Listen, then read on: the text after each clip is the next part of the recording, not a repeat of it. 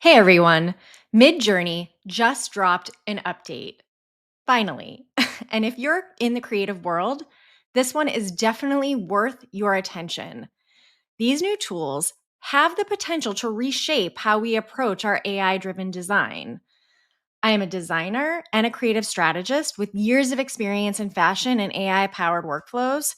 Today, I'm breaking down this update of what's new, how it works, and why it matters to people like us who need efficient, high quality tools in our day to day. Please stick around for some quick demos and a few tips to get the most out of these new features. Let's jump in. So, what's the scoop? What's new in Midjourney? One of the most exciting parts of this update is the Moodboard Code functionality. If you're not familiar yet, Moodboard Codes let you essentially bottle up a whole vibe, use it as a guide for your outputs. It's like creating a shortcut for your own aesthetic universe. So here's the deal. Inside every prompt, there's an unspoken battle. Midjourney tries to predict what will resonate with you the most. But guess what? Your tastes are different from everybody else. Maybe you're into some sort of sleek, modern, fashionable vibe, or maybe you're the person who likes that grungy, post apocalyptic, dystopian era. Either way, this update is about teaching you how to train Midjourney and get it to understand what you think is beautiful. So now I'm going to show you how to create your own personalized mood board code. It's so easy. You just go to midjourney.com/personalize. Or you can actually just click on the left-hand side of your screen, the personalization button. So we click that. And then as you can see, it brings up the interface. So you have your option to have personalization off or your personalization on. Then what you do is you click create mood board. This is where things get really cool. So you can upload your own images, your own collection of images from anywhere. Doesn't have to be from Midjourney. Then you can also add from a link, or you can even add from the Midjourney gallery. This can get really crazy if you think about it. The variety of images that you can load in here is pretty endless. Oh, The yeah. one that I created is called the Pink World's Mood Board. So in here, I have a collection of really amazing pink images that I love.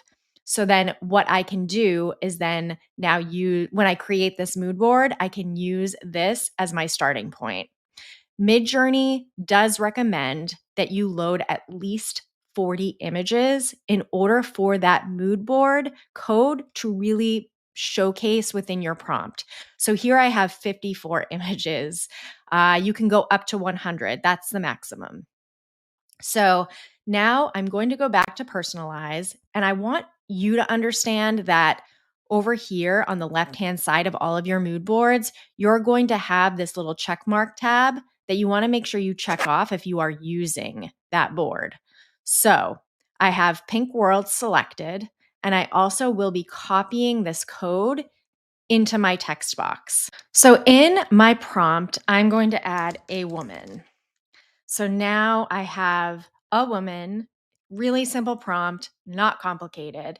And the reason being is that this will really showcase what the mood board code is doing to my images.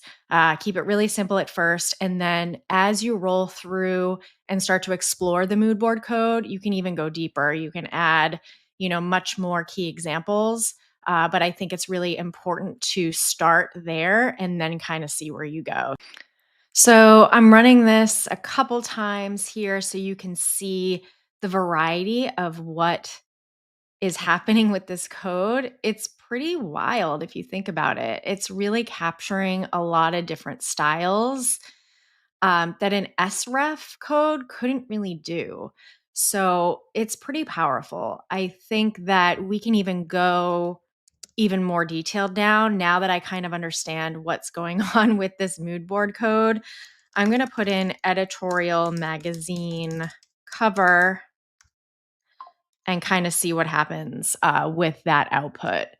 It's really interesting to see how it captured the floral aspect. It captured a wide variety of pinks and also brought in a little bit of this gray and black. And it's really amazing to see the variety.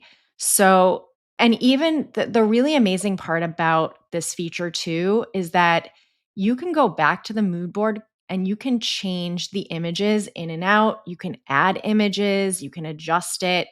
And I think that's a really powerful feature, especially if you're working with brands and they have a brand guideline.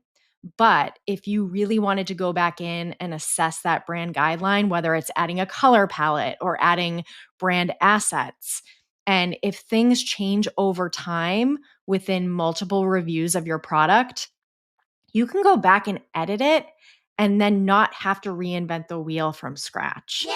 So, for example, if Pink Worlds became Pink Worlds plus something else, like a different essence or a different spin on things, you could easily add that in here. And then when you go to re-output, your images, it's going to apply the style automatically. You don't have to, completely change what you've already started. The other really cool trick that I want to teach you here is in conjunction with your mood board, you can't use sref codes and you can't use style reference. However, you can use image weight, which is when you add a dash dash IW and anywhere from 0 to 3 as a parameter within that prompt. So I'm going to show you how to do that. Click on add images to your prompt. And now I can take anything that's in my gallery here. I am going to add in this woman right here as an image weight. And then you want to make sure the image icon is selected right here. And then I'm going to add in 1.2 and I'm going to hit enter. So now I go back and this will add a little bit of a touch of this image in addition to my prompt plus my mood board. There's also another way to do this. If you say you wanted to take this woman and you wanted her to be a character emphasis, you could also do that here. So the way to change that is you can take the same image, but make sure that your character icon is clicked. It's checked. There she is. And then you do dash dash CW dash. You can go for character weight, you can go anywhere from 0 to 100. So I'm going to add in a strength of about 30. Let's see what that does. So now I'm going to go back to my image weight processing and see here. So she's pretty close. She's a little bit more pink, but the vibe is very similar. So adding in a combination of image weight plus your mood board plus your prompt is really crazy. If you think about it in your workflow day to day, you could even integrate a palette. You can integrate any sort of brand assets that you're working with in conjunction to your mood board to give you that cohesiveness. You can now also do character weight. So let's see what she looks like.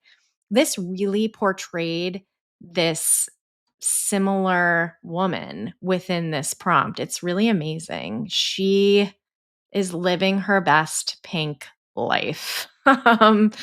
So now that you can see the power of integrating a prompt plus mood board plus image weight plus character weight, I think this gives you a really good glimpse into why you should be using this feature. So that's the gist on Midjourney Moodboard Codes. These tools are here to make Midjourney work for you.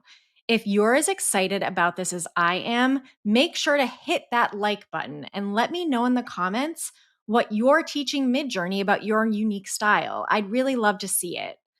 And hey, don't forget to subscribe because there's more creative goodness coming your way.